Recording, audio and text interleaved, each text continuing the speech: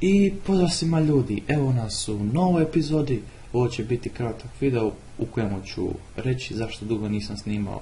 I da, imate tu gameplay od Counter Strike Global Offensive, te gledajte dok ja govorim. I da počnemo.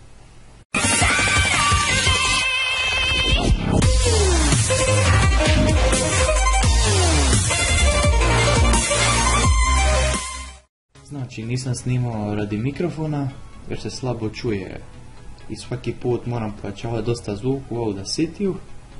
Uskoro ću kupiti novi mikrofon ili slušalice, makar mislim prije da ću uzeti slušalice kad će mi više služiti za igrice nego ovako. I ništa, to je to, uživati u gameplayu i pozdrav.